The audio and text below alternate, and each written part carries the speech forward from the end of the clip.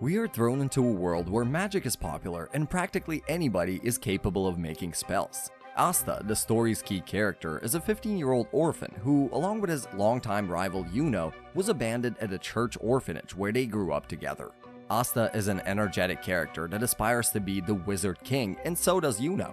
You will notice that Asta's design resembles a particular ninja-themed protagonist, and Yuno looks a lot like the protagonist's edgy ninja rival. I keep finding parallels between the series and Naruto, such as their identical loudmouthed, spiky-haired main protagonists who aspire to be the greatest in their various specialties while being motivated by their friend or rival.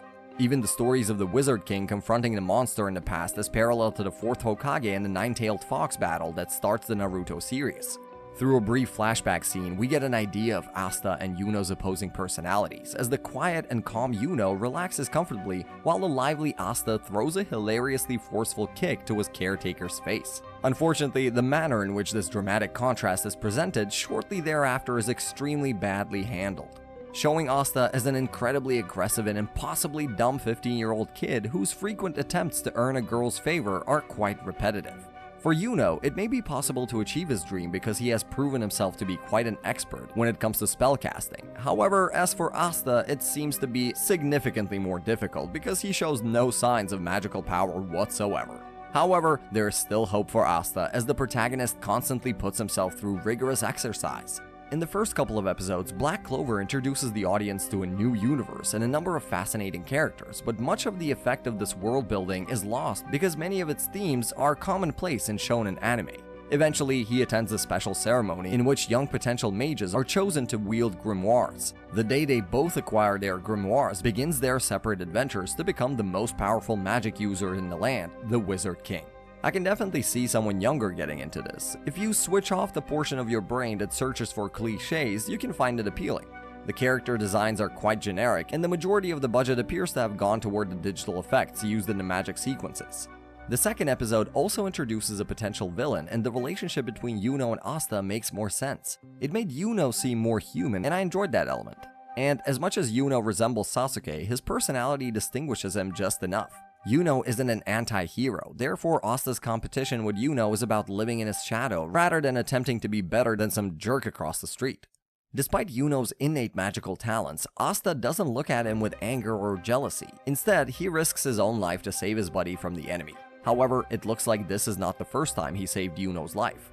Back when they were kids, not only did Asta protect his friend, but he also got him back his precious necklace, the only memento he had of his parents. Ever since then up till now, Yuno's respect for Asta shines, breaking through his generally harsh and critical temperament. Everyone else appears to think Asta's aims are ridiculous. Yuno, who has known him since they were both orphan children, sees him as a worthy adversary.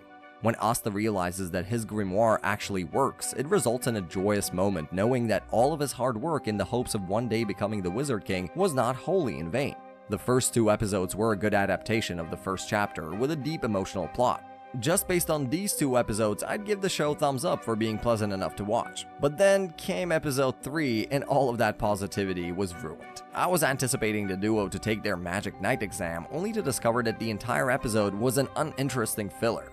After the filler-heavy episode 3, simply returning to the fundamental shonen cliché was much more entertaining. Asta and Yuno arrive to take the Magic Knight test, and the key plot is determining how much magic each individual holds. If you have little magic, birds will flock to you, and Asta hilariously seems to be the main victim. Apparently, the candidates are required to fly on a broom immediately, which is considered an entry-level ability. Asta clearly fails, whereas Yuno excels, making our hero the scrappy underdog. It's just that it's not like Asta has little magic to keep things interesting. The problem is that he doesn't have any at all. The last scene, in which the test transforms into a one-on-one competition, was surprisingly impactful. Asta is up first, and his rival is an arrogant snob who spent the entire episode acting nice. I underestimated how Asta would react to this betrayal and how much effort he will still have to put forth to compensate for his lack of magic. He effortlessly shuts him up but breaks the jerk's magical shield without breaking a sweat. As most of the episode, Asta was getting bullied and humiliated. In this moment, we realize how little it affected him, and it's very rewarding to see him respond by smacking the snob. Yuno's proud smile from the sidelines is also top-notch. With such an engaging episode and a strong finale, the show was able to win me over and got me thinking that I'm starting to like these characters. The fun part is that the cast finally starts to extend beyond Yuno and Asta, and we see a lot of cool faces. We're briefly introduced to the mage captains who are competing for the position of the Wizard King. Yuno too puts up an exciting fight, although Asta won his fight, his obvious lack of magic makes him an unpopular candidate. Only one captain appeared, intrigued by poor little Asta, and the tension building up to his recruitment was fantastic. Despite the fact that I know so little about Yami of the Black Bulls at this moment, I still like him.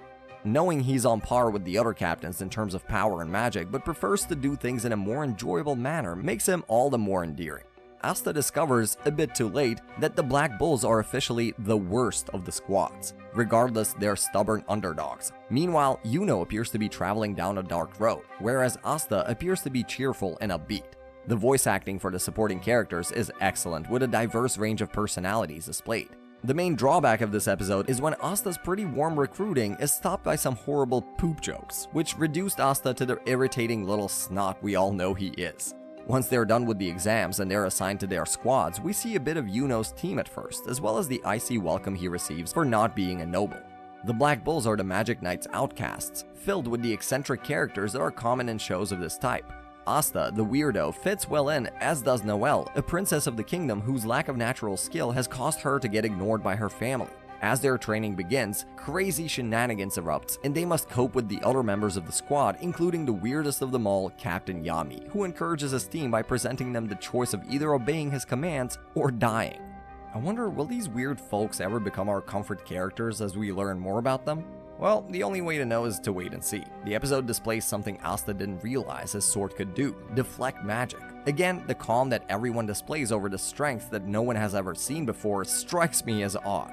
Asta and Noelle's first task happens after Yami and another short-tempered Black Bull named Magna lose a game of poker and owe the governor of a village. After losing all the money, they walk home butt naked, and being the ideal leader Yami is, he throws the entire responsibility on Asta and Noelle. The aim is to clear the village of a plague of fire-breathing boars.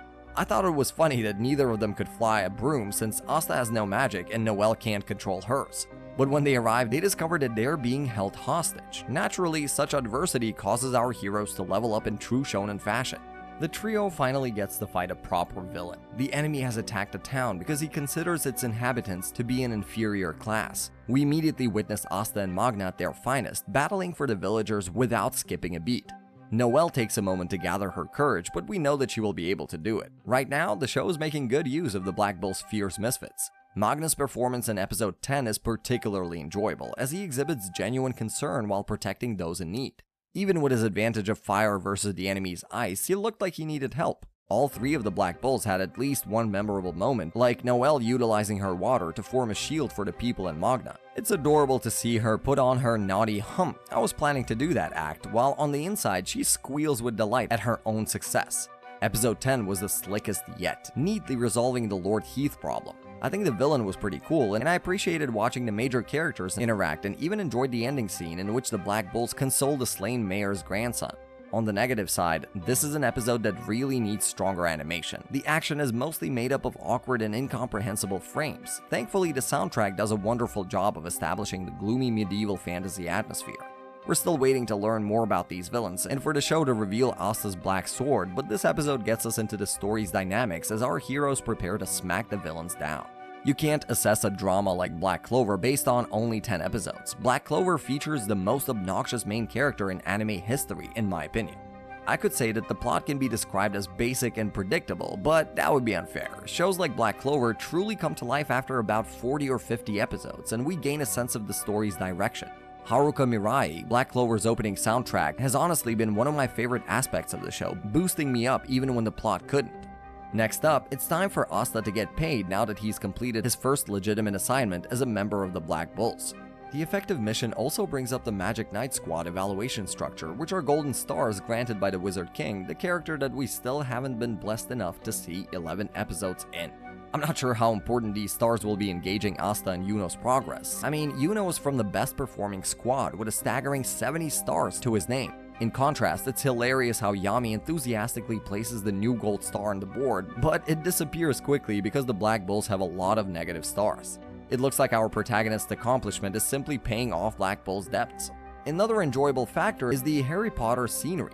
The Castletown market filled with secret walls through which you may walk, and as corny as that sounds, it's actually rather refreshing. These little elements definitely add to the appeal. By the end of the episode, we're reunited with Seki, the arrogant guy from Asta's entrance exam, who's shocked by Asta's accomplishment in such a short time. Basically, he can't believe that Asta's spending time with cute girls, and out of nowhere comes the surprise mugging of an old lady that pits Asta against the thief. Just when you think you have yet to see the Wizard King and aren't expecting to see him anytime soon, the plot surprises you by revealing that the old lady was actually the Wizard King undercover, secretly examining Asta and his anti-magic. He appears to be an amusing man, and I enjoy his portrayal as a magic nerd who investigates people he finds intriguing. Not because he's obligated as an experienced leader, but because he has his own fascination and curiosities. So far, the show's biggest hurdles have been some of the unnecessary characters and suffocating fillers, especially if the target audience has already seen cliches like this before. Although it makes you curious about what happens next, the excitement is mostly limited to more about Asta's story. I just hope the show doesn't feel the need to slow down every 3 episodes. This is an action show after all. The plot then shifts to Yuno's side, where he and his team are escorting an aristocrat with ties to the Golden Dawn. This is our first encounter with Yuno's squad members, or even seeing Yuno since the Magic Knight's admission examinations. Thus, we get to witness the cast expand even more, and Yuno seems colder than ever. He doesn't appear very enthusiastic about the client whom he defeated in the admission exams. The key topic of some of the episodes is how the people of the upper classes interact with lower classes, which somewhat touches the reality we live in. I appreciate how quiet and calm the missions of the Golden Dawn are, in contrast to the chaos that Black Bull pulls out every day. Golden Dawn's journey brings them to Yuno's hometown, where they get to see Father and Sister Lily at church and have supper with them. Yuno is annoyed when he finds out that Asta has been sending more paychecks at home than him. They suddenly get ambushed, but it turns out that the attackers were a group hired by their client to injure and degrade Yuno as revenge for the entrance exam. However, the discovery that one of the cloaked attackers was actually the Wizard King undercover is like icing on the cake. Since Yuno receives the same twist of Wizard King as Asta, it emphasizes their rivalry. Episodes 12 and 13 make you think that the show's calmness, especially amid action sequences, is nearly alien. But then you recall Asta isn't there. I believe that if a lot of the early filler had been removed, episodes like this would have been more appreciated. After that, we start a new arc, with the storyline kicking out with a unique dungeon exploration task for Asta as ordered by the Wizard King. Apparently, the concept is that dungeons in this world are full of magical traps, but they're also likely to store precious artifacts. This dungeon also happens to be at the boundaries of a rival nation. It's Asta's and Noelle's responsibility to follow the lead of Luck, the Black Bull's cheerful and reckless young guy who specializes in lightning magic. My main complaint is how slowly it transitions between scenes. They spend an entire opening scene naming a mascot bird. Then Asta gets upset about not being able to feel mana or magic like the others and spends another good 5 minutes crying about it. A break from this tiring chaos comes with a cliffhanger when it's revealed that Yuno and the Golden Dawns have also been assigned to the task of exploring the dungeon, hinting that something amusing could happen there soon. So, in essence, the Wizard King has created a situation that reunites our 2 primary protagonists for the first time. I'm really excited to watch them meet and connect with each other's squads. There's also some hint that the tsundere Noelle has a crush on Asta. We're starting a new arc, and I'm hoping for some spice in the plot as soon as possible. To begin with, we have a conflict of egos between the Black Bulls and the Golden Dawns. As Asta gets on Klaus's nerves, we find that Noelle and Mimosa from Golden Dawn are actually cousins. The aristocratic Golden Dawns continue to look down on the rowdy Black Bulls, but you can see that they're not evil people and will likely help in a time of need. Yuno advises his team not to underestimate Asta, adopting the supporting brother position that fits him well. Luck's trip to trace down the enemy leads him to a guy named Lotus from the neighboring Diamond Kingdom. This is the first time in a long time that this show has managed to capture the genuinely enjoyable essence of shonen, where the combat is supposed to spark your youthful imagination.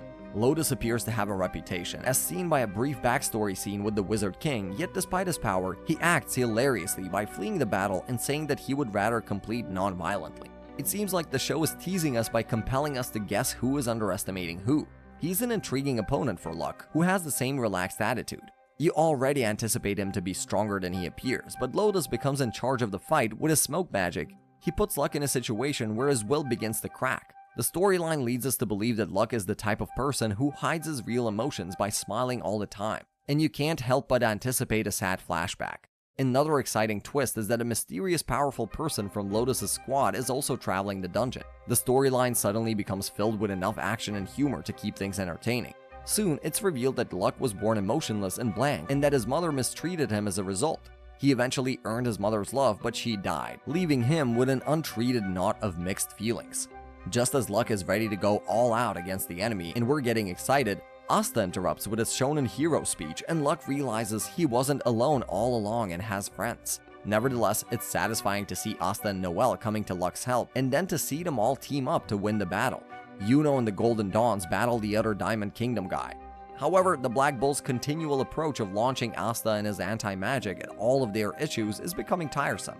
With the Lotus fight concluded, it is time for the Black Bulls to reunite with the Golden Dawns and help them against their enemy Mars. Underdog dominance fantasies are one of the simplest and most consistent ways to make a shonen series captivating and intriguing. A flashback depicts Yuno and Asta sparring as youngsters, which ends in Asta's surprising victory, which coincides with his present-day victory against the enemies. There's a lot to admire here, as the show tries to cover all of these concepts and tie them all together in an attractive way. The themes of never giving up, friendship, competition, and so on have all been adequately covered with an arc full of passion and intensity. When you witness Asta celebrating a well-fought victory while the thrilling ending theme plays into the background, you can't help but feel excited. However, there is another dramatic surprise when the antagonist, Mars, reappears and his grimoire appears to have a peculiar stitching along it showing that he has two separate books sewed together, which is supposed to be impossible. The best part for me is when Asta discovers a new sword in a treasure chamber, and the twist is that it appears to have the capacity to steal other people's magic. So as Noelle is being treated, she gives hers to Asta. While Yuno is stunned, the episode closes on a cliffhanger with Asta suffering substantial damage. Meanwhile, Mars's background, in which he is forced to battle and murder a girl he cares for, provided another wonderful hook to the plot. If Black Clover is going to be popular with newbies discovering shonen for the first time, a scene like this when things turn a little darker would captivate them much better. My favorite scene was when Lotus and Mars were escaping from the collapsing dungeon and we witnessed Mars thanking him for saving his life. Characters like Mars, who appear cold and distant, are very likable when they're socially awkward. And as his careless companion Lotus takes him home, a well-handled theme of the power of friendship is shown even on the enemy's side. After the dungeon storyline concludes, we get thrown into Asta's love triangle with Noelle and Mimosa, but this is only the beginning of Asta's most dazzling moments. Soon, he musters up the courage to stand on a table and give a lengthy, passionate speech against the snobbish elites while shouting about becoming the Wizard King one day, and it seems completely natural for the first time. By doing this, he claims the title of being a true shonen jump protagonist. It's really enjoyable how he brushes it off when people make fun of him, but it is remarkable how he doesn't tolerate it when people he loves get the same treatment. The best part is the revelation that Asta and Yuno are both chosen ones in their own right, only on opposing ends of the light and dark spectrum. Asta with his black grimoire and Yuno with his wind spirit. It's nice to know that neither of them is inherently good or bad, and that we're going to keep seeing the two of them as buddies united against the world's true evils. The plot takes another turn. From casually hanging out with knights, the scene cuts to the entire city being on fire. Capital is under attack and a new arc begins. Most of the villains we've seen thus far have been composed and calm, but this new one is a real maniac. By the conclusion of the episode, Asta has charged recklessly head-on into a fight with him, while the rest of the Magic Knights have broken up and are protecting residents. Fugilon appears to be a real kind person acting as a mentor for our protagonists. Despite being the captain of the Crimson Lions, he doesn't look down on the weak ones. He genuinely wants to see these kids succeed. You can see the beginnings of the greater picture taking shape. Soon we get a hint that this is not the real enemy, but they're serving an unknown master. A few more figures enter, then with the exception of Yuno, almost everyone gets transferred beyond the capital by a strange portal. The episode's conclusion, in which Yuno is struggling against an enemy but suddenly summons a new ability, is pretty rewarding. We've had Fugilon by our side, helping by setting opponents on fire, but unfortunately, he too gets caught up in the enemy's trick and loses an arm. To add salt to the injury, his grimoire is beginning to disintegrate and fade, indicating that he may die.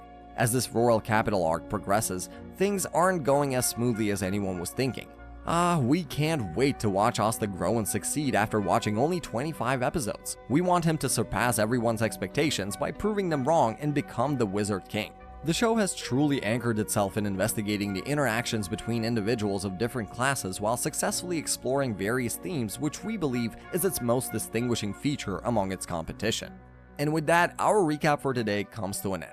Before we go, do let us know in the comments if you noticed any other parallels with Naruto that we may have missed in the video. With that said, if you want to see more awesome animes like this recapped on your feed, do subscribe to Anime Soreio. And as always, thanks for watching. We'll see you in the next one. Peace.